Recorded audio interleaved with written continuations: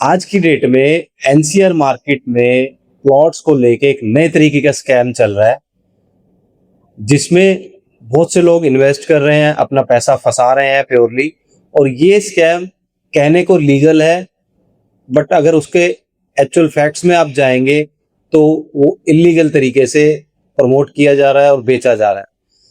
इसको अगर आप समझना चाहते हो क्या है ये चीजें और अपना एक सेफ सिक्योर इन्वेस्टमेंट करना चाहते हो तो वीडियो को एंड तक देख लेना, आपके सारे डाउट्स क्लियर हो जाएंगे और किस स्कैम की मैं बात कर रहा हूँ उसके बारे में भी आपको पता चल जाएगा। हेलो, मेरा नाम है दिनेश कटारिया। पिछले करीब 17 साल से मैं रियल एस्टेट मार्केट के अंदर हूँ और मैंने इस मार्केट में मल्टीपल टाइम्स तेजी भी देखी है, स्टेगनेंसी भी देखी है और मंदी भी देखी है।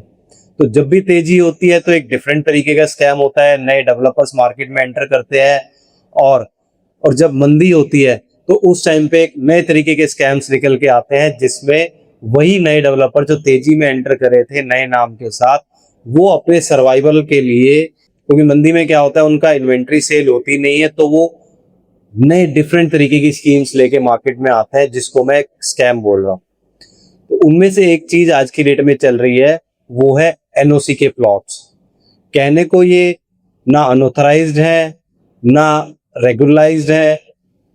तो ये किस तरीके की एनओसी प्लॉटिंग है डेवलपमेंट, जिसको इस पूरी वीडियो में हम समझने की कोशिश करेंगे और अकॉर्डिंगली आप अपना डिसीजन ले पाएंगे और एक सेफ सिक्योर इन्वेस्टमेंट कर पाएंगे। जरूरी नहीं है जो चीज मार्केट में आपको सस्ती मिल रही है वो सेफ भी हो।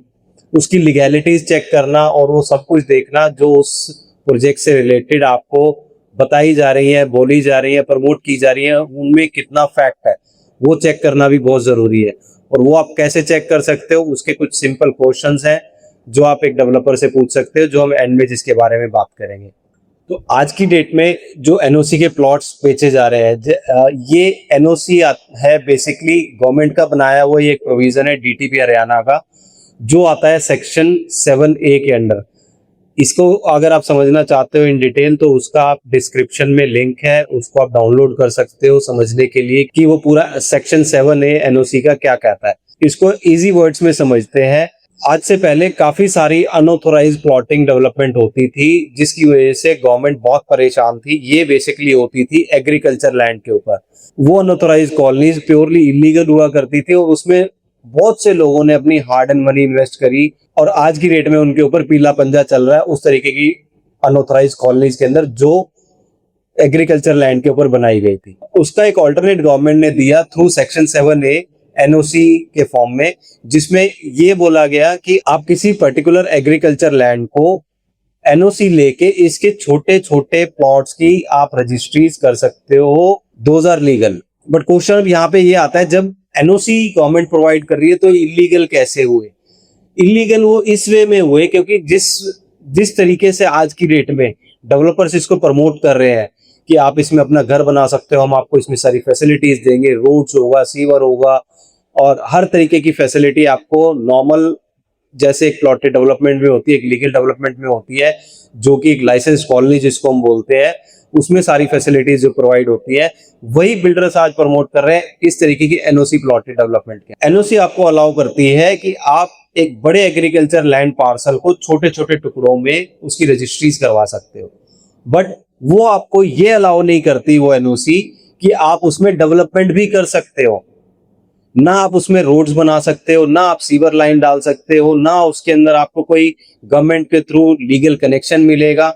हाँ, अदर वे में बहुत सारी चीजें होती हैं, आपको पता है इंडिया में सब कुछ पॉसिबल है, बट लीगली वो अलाउड नहीं है। एज पर द एनओसी की जो हम बात कर रहे हैं उसके अकॉर्डिंगली भी वो चीज अलाउड नहीं है। वो चीज उसमें क्लियर कट लिखी होती है। आप अगर इस तरीके की किसी प्लॉटेड डेवलपमेंट में जा रहे हो इन्वेस्टमेंट करने, तो आपको सिंपल से 4 से 5 क्वेश्चंस डेवलपर को करने हैं। क्या आपके पास इसका सीएलयू है? क्या आपके पास इसका लाइसेंस है? क्या आपके पास इसका रेरा है?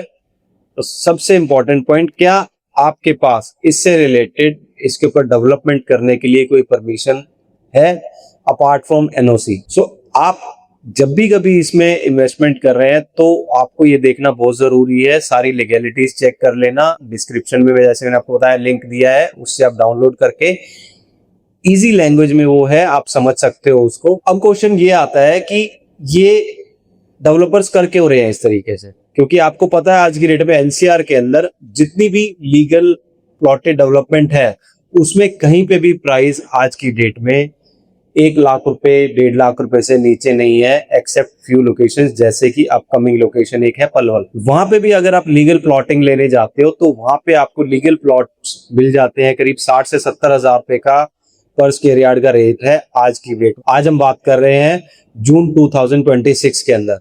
तो पलवल में भी जो रेट है सबसे कम है अक्रॉस, अगर हम बात करते हैं पलवल और बहादुरगढ़ में। इनफैक्ट पलवल और बहादुरगढ़ एक दो लोकेशंस ऐसी हैं एनसीआर की जहां पे आज भी रेट 1 लाख रुपए से नीचे का है। बट जो ये एनओसी टाइप वाली प्लॉटेड डेवलपमेंट है वो आपको इन्हीं लोकेशंस पे देखने को मिल रही है, बिकॉज ये ऑफ लोकेशंस है। एनओसी वाले प्लॉट्स गवर्नमेंट की प्लानिंग में नहीं आते, कोई आर जोन में नहीं आते, इसीलिए वहां पे सीएलयू अलाउड नहीं है। आपके जो एनओसी के प्लॉट होंगे वो प्योरली एग्रीकल्चर ही स्टैंड करेंगे, आपकी रजिस्ट्री के अंदर भी उनका जो टाइटल रहेगा वो एग्रीकल्चर लैंड का ही रहेगा। वो रेजिडेंशियल प्लॉटेड डेवलपमेंट नहीं है तो उसके अंदर जो टाइटल होगा वो रेजिडेंशियल नहीं होगा, वो एग्रीकल्चर ही रहेगा। इन फ्यूचर अगर वहां पे गवर्नमेंट कुछ प्लानिंग करती है इंफ्रास्ट्रक्चर को लेके या अदरवाइज आर जोन इंडस्ट्रियल कुछ भी प्लानिंग हो सकती है आने वाले टाइम में, क्योंकि ये आपको जो प्लॉटेड डेवलपमेंट मिलती है आउटकट्स में मिलती है गवर्नमेंट की प्लानिंग के बाहर। आज 10 साल बाद, 5 साल बाद, 15 साल बाद वहां पे कल को किसी भी तरीके की कोई डिमोलेशन ड्राइव हो सकती है। तो अगर आप मेरे से पूछेंगे कि हमें उसमें जाना चाहिए या नहीं जाना चाहिए, तो उसका स्ट्रेट फॉरवर्ड एक आंसर है, आपको इस तरीके की डेवलपमेंट में इन्वेस्टमेंट नहीं करनी चाहिए। अगर आपका बजट कंपैरेटिवली कम है तो आप कोई ऑल्टरनेट इन्वेस्टमेंट देख सकते हो, थोड़ा सा दूर लोकेशन पे देख सकते हो। बट एडवाइस यही रहेगी कि लीगल करो, जिसमें बैंक लोन अवेलेबल हो, गवर्नमेंट के प्रॉपर अप्रूवल्स अवेलेबल हो, सारी फैसिलिटीज आपको मिल पाए आने वाले टाइम में, तो आप उसी तरीके की एक इन्वेस्टमेंट करो जो एक सेफ सिक्योर हो। चाहे आपका बजट कम है तो उस हिसाब से अपनी प्लानिंग करके आप देख सकते हो। किसी तरीके की आपको अगर कोई गाइडेंस चाहिए, हेल्प चाहिए, तो स्क्रीन पे नंबर मैं आपके लिए छोड़ रहा हूँ, I am just a call away. अगर आप इस चैनल पे पहली बार आए हैं और इस तरीके के कंटेंट चाहते हैं तो इस चैनल को आप सब्सक्राइब कर सकते हैं। कोई सजेशन हो तो कमेंट कर सकते हैं। और गुड़गांव और फरीदाबाद में अगर आप कोई इन्वेस्टमेंट प्लान कर रहे हैं रियल एस्टेट को लेके तो हमारे से आप कनेक्ट भी कर सकते हैं। Thank you.